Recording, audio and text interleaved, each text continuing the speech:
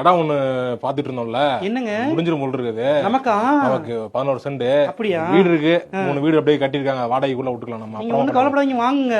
காசு பத்தலாம் சொல்லுங்க, நான் நகையை வச்சு தந்துடுறேன். எல்லாம் ரைட்டு, யார்ட்டையும் சொல்லாத. முதல்ல முடியட்டும், வாங்கிட்டு அப்புறமா நம்ம எல்லாம் சொல்லிக்கலாம். நான் யார்கிட்ட சொல்ல போறேன்? நான் யார்கிட்டயும் சொல்ல மாட்டேன். நான் ஏன் ஹலோ மாப்ள, அத எப்படி இருக்கீங்க? எப்ப ஆபீஸ்ல இருந்து வந்துட்டீங்களாக்க? வந்துட்டேன். என்ன இது வண்டவாசி பக்கத்து ஏதோ இடம் பாத்திருக்கீங்க போல. இடம் பார்த்தது எனக்கு எப்படி தெரியும்? வண்டவாசில 11 சென்டா? ஆமா, 11 சென்ட். நார்த் ஈஸ்ட் ஃபேசிங்ல இருக்கோ?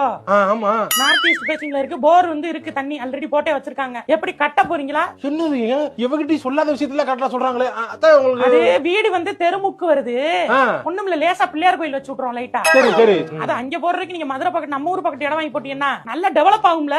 டெவலப் ஆகுமா? ஏன் செட்டில் ஆகி வந்துட்டீங்கன்னா எங்களுக்கு எங்க மகளை பக்கத்துலயே வச்சு பாத்துக்கிட்ட மாதிரி இருக்கும்ல. இல்ல, இங்க வந்திருக்கு இடம். நான் இங்க வேலை, எனக்கு எல்லாமே வீடு கிட்ட எல்லாம் இங்க அதான் நீங்க வீடு கட்டுற மாதிரி இருந்துச்சு வாங்குனீங்கன்னா மதுரை பக்கத்தே வாங்குங்க. யோசிங்க மாப்ள. சரி சரி. இந்தாப்ல உனதான் யார்ட்டையும் சொல்லாதான் சொல்லிருக்கேன்ல. எங்க நான் யார்கிட்ட டக்குனு சொல்லணும்னா ஒரு செண்டு என்ன பேசிங்க இருக்கு, போர்ல இருக்கு, போர்ல எவ்வளவு தண்ணி இருக்குங்க பத்தி சொல்றாங்கல்ல. யாரு சொன்னா? உங்க அம்மா தான். நீங்க என்ன சொன்னீங்க? நமக்குள்ள இருக்கட்டும் தானே. நமக்குள்ளதான் சொன்னா, எதுக்கு உங்க அம்மாட்ட சொன்ன? அப்புறம் ஏன் இப்ப நமக்குள்ளனா எங்க அம்மா இல்லையா? நமக்குள்ள எங்க அம்மா நம்ம ஃபேமிலி இல்லையா? இல்லையா சொல்லுங்க. இல்ல உங்க அம்மா புரிஞ்சு போச்சு. சொல்ல வேற என்ன சொல்லுங்க. நான்